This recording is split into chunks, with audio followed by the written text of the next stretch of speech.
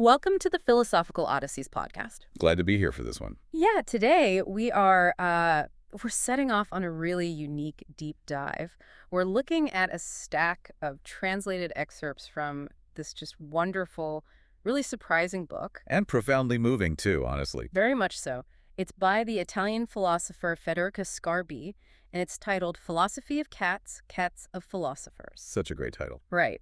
And the overarching mission of our conversation today is to figure out what happens when high-level academic philosophy collides head-on with a very real, very furry, and very immediate real-world problem. It is such a pleasure to dive into this material with you. Yeah. I want to set the stage for you, the listener, for a moment here. Go for it. If you've ever studied philosophy or even just expressed a deep interest in theoretical ideas, have you ever been told that your passions are, completely detached from reality? Oh, all the time. Right, like that you have your head in the clouds while the real world operates down below. Well, today's deep dive is fundamentally about proving that assumption entirely wrong. Completely wrong. We're going to explore how Sgarbi took the core tenets of deep philosophical thought and weaponized them. In the best possible way, I mean. Yeah, weaponize them for good. Exactly. To solve a practical, heartbreaking crisis right in her own community. Okay, let's unpack this. Sgarbi's dilemma starts on what was supposed to be just a totally normal, quiet weekend. There's a standard day out. Right. She decides to visit a local animal shelter, and from the outside, the sources describe this place as almost picturesque. Yeah.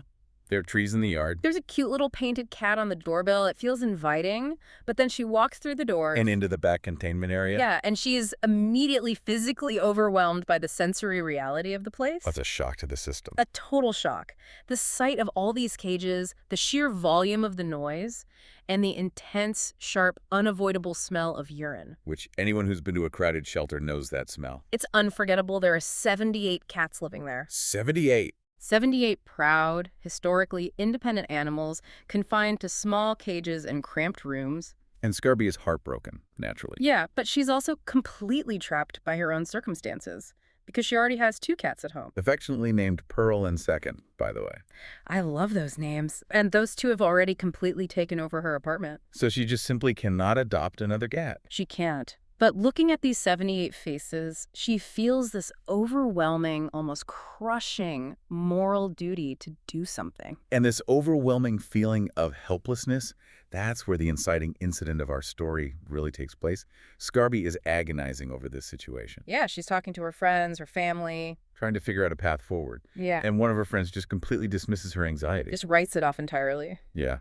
This friend tells Sgarbi that, as a philosopher, she really shouldn't even bother concerning herself with practical, mundane matters like a local animal shelter. Which is wild. The implication being that philosophy is inherently disconnected from the real world, that it's just abstract theory meant for classrooms and thick books, not for dirty cages and stray animals. That is the classic frustrating stereotype, isn't it? The idea that philosophers just sit in velvet armchairs. Stroking their chins. Yeah, pondering the cosmos while the actual world burns around them. It's a super pervasive stereotype. But what's fascinating here is how Sgarbi flips this assumption completely upside down. She leans right into it. She doesn't reject her philosophical background to solve the problem at all.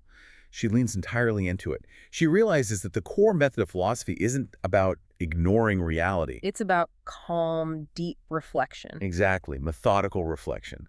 It is about looking at a massive, chaotic, complex problem, like an overcrowded shelter, and stripping away the initial panic. To find the simplest, most fundamental truth. Right. So she applies this rigorous philosophical method to the 78 cats. She accepts the reality that she can't adopt them. But she asks herself, what can she do? And the answer is, she can observe.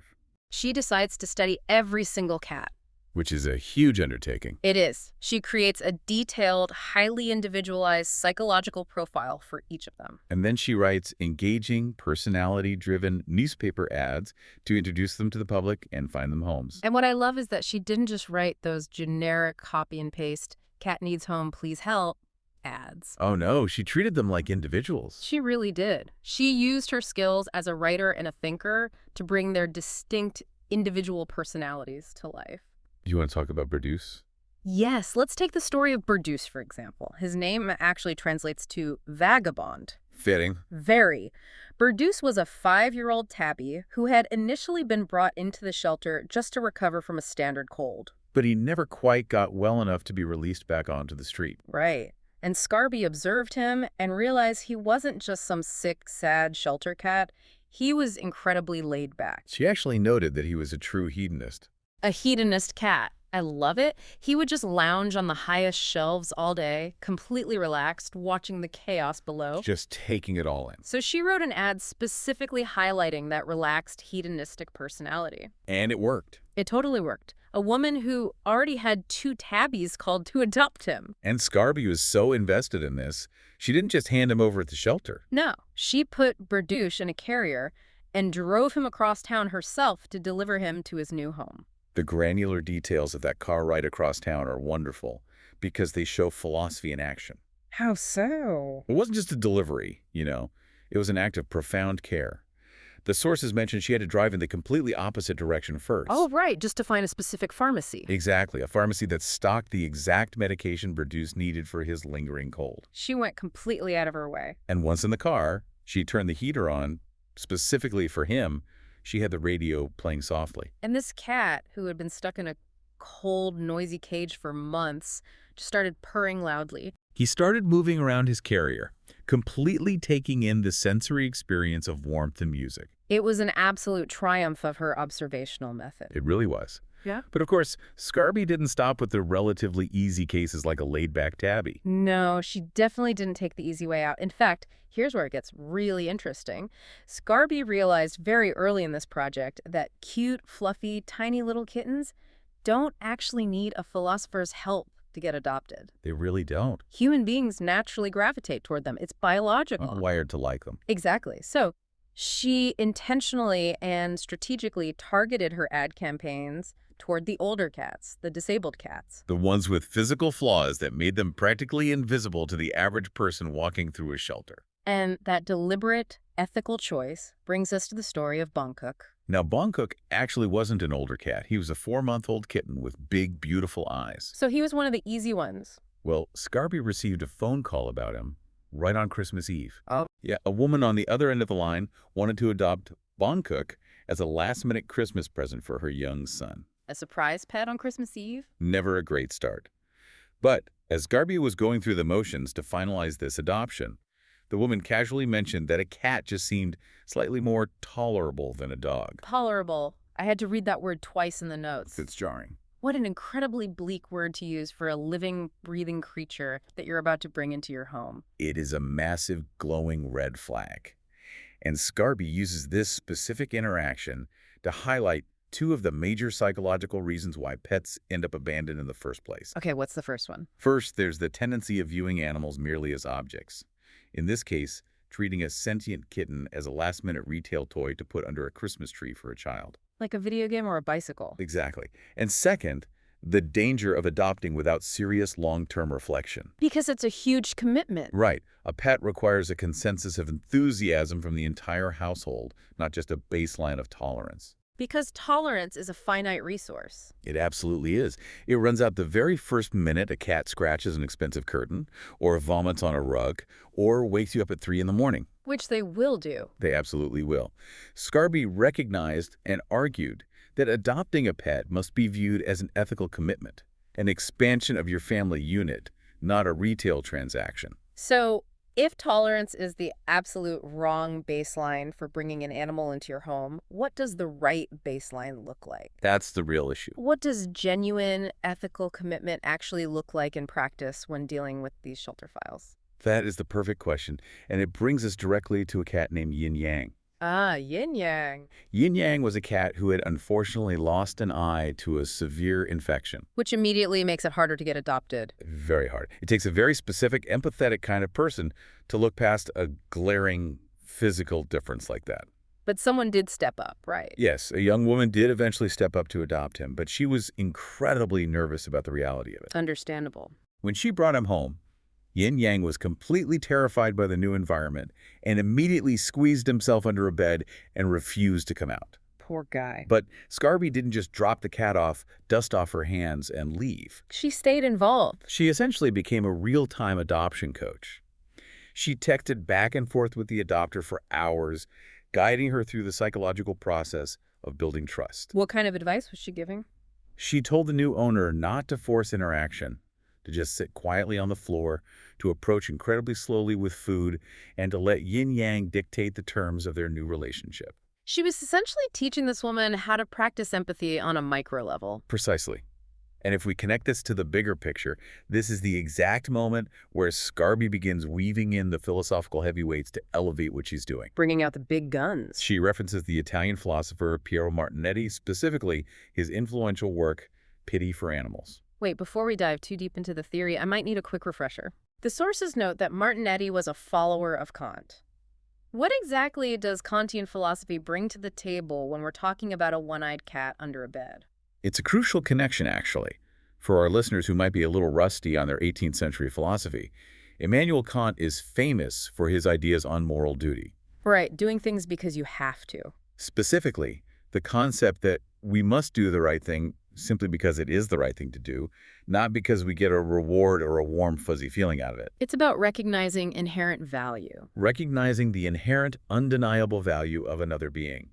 And Martinetti takes Kant's ideas about duty and extends them to the animal kingdom. Oh, I see. So Sgarbi uses Martinetti to frame the adoption of a flawed, older, or disabled cat like Yin Yang, not as some casual act of charity to make yourself feel good, but as a profound exercise in moral duty. It requires us to actively look past our own shallow desire for aesthetic perfection. And recognize the inherent right to life and comfort of another creature. And unfortunately, as the source material shows, that human desire for aesthetic perfection and the deep prejudices that come along with it are incredibly difficult to break. They're deeply ingrained. Sgarbi faced this wall of prejudice constantly.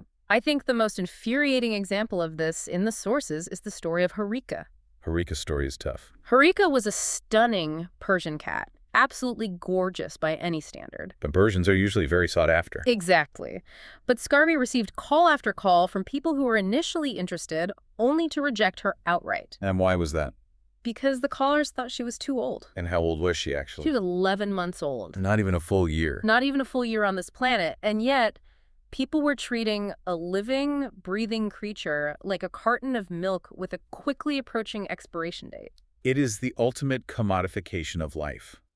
If the animal isn't a tiny, malleable blank slate that can be molded to a human's exact preferences, people simply lose interest. It's so frustrating. But it gets even darker when general ignorance mixes with that kind of aesthetic prejudice.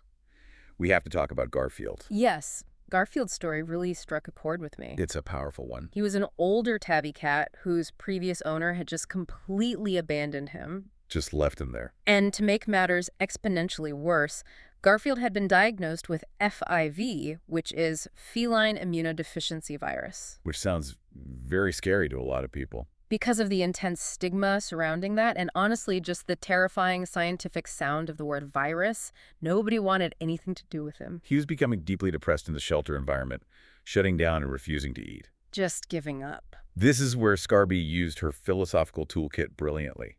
She didn't just appeal to pity. She used reason and education to change human psychology. How does she do that for Garfield? Sgarbi realized that the fear of Garfield was based on a false narrative. So she wrote a highly specific newspaper ad explaining exactly, in plain terms, what FIV actually is. Oh, she gave them the science. She educated the public that it absolutely, unequivocally does not transmit to humans, and it does not transmit to dogs. Which I'm sure was a huge relief to people reading it. Right. She reframed the disease into a lifestyle requirement. It just meant the cat had a weaker immune system and needed to live exclusively indoors as a pampered house cat. Oh, I like that. A lifestyle requirement. By reasoning with the public, she stripped away the fear. And it worked. A knowledgeable woman who understood the science read the ad and adopted him. And the coda to Garfield's story is just beautiful. It really is. Sgarbi later received a photograph from that very adopter showing Garfield, this cat that society had completely written off as diseased and unlovable. What was he doing in the photo?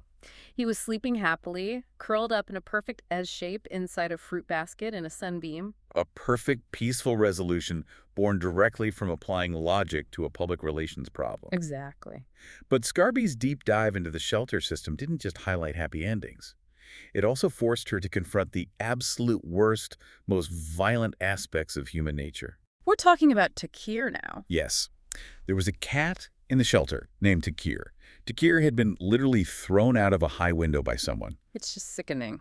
The fall to the ground was brutal, and as a direct result of the trauma, he lost one of his eyes to a severe infection. The level of intentional, casual cruelty required to do something like that to a small animal is just staggering to think about. It's hard to even comprehend. When Sgarbi wrote the ad for Takir, she didn't just ask for a loving home. She turned her pen into a weapon. She went on the offensive. She did.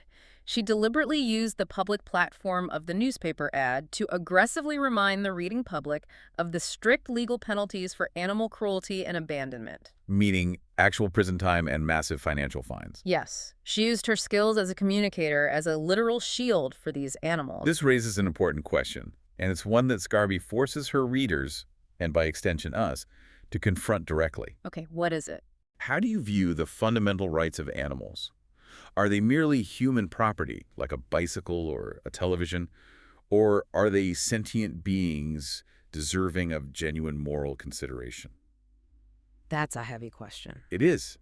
And to explore this, she brings in the contemporary philosopher Peter Singer, specifically referencing his landmark book, Practical Ethics. Hold on, I want to make sure I'm wrapping my head around Singer's argument here. Sure, let's break it down. Is Singer suggesting that a cat and a human being have the exact same moral weight? Because I feel like that's where a lot of people might get tripped up or defensive. It's a very common sticking point. Yeah. But no, Singer isn't arguing for identical treatment. Oh. He isn't saying a cat needs the right to vote or go to school.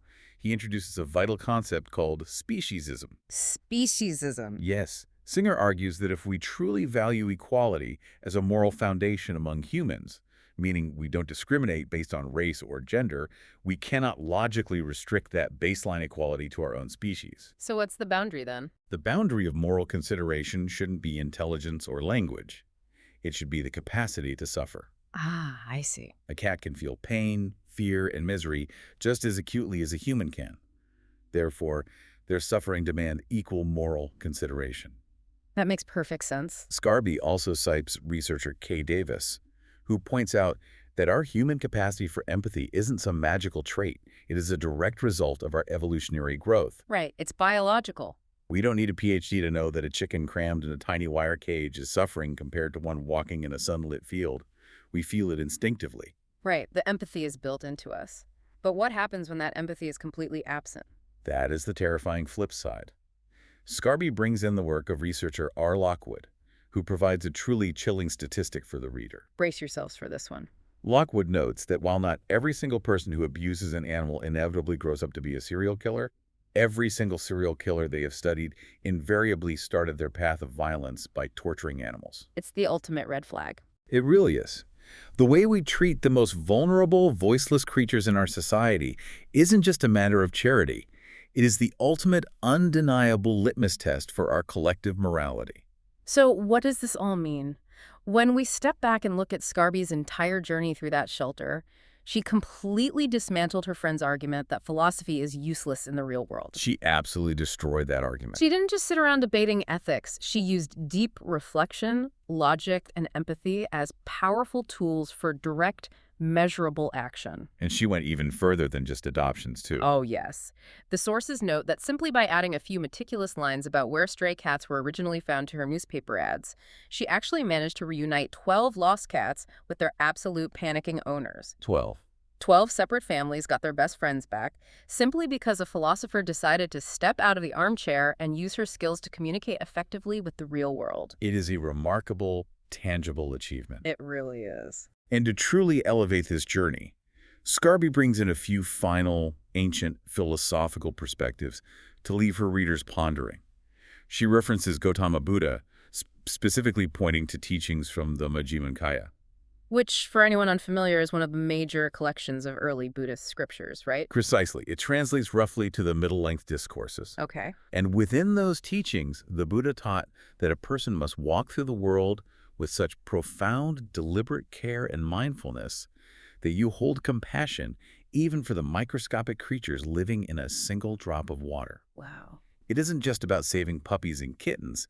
It is about recognizing the inherent sanctity of all existence, no matter how small, how hidden, or how seemingly insignificant to our daily human lives. I absolutely love that imagery. It connects perfectly with another piece Sgarbi includes, which I have to bring up. Please do. It's this incredible 18th century poem by a man named Christopher Smart. Ah, yes, the poem about his cat. Yes, his cat, whose name was Geoffrey. In the poem, Smart describes his cat not as a pet or property, but as a literal servant of God. It's a beautiful shift in perspective. It is.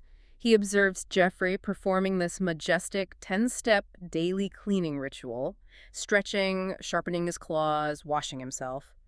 And Smart frames this mundane animal behavior as an act of divine worship.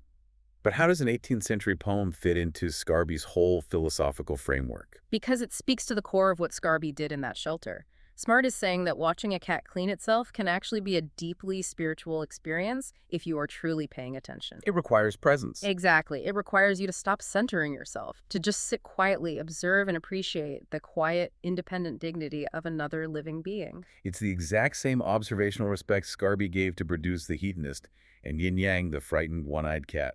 Which brings us to a final thought for you, the listener, to mull over as we wrap up this conversation today.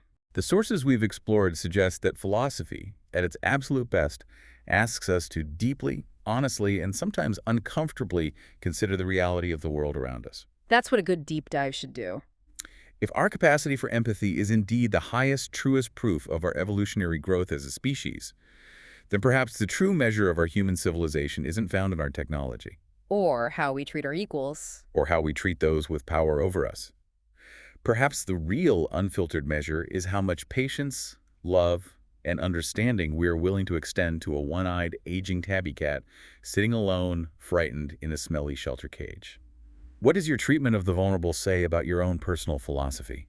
Don't forget to follow us and subscribe to stay updated on our latest episodes and never miss a step in this odyssey of thought.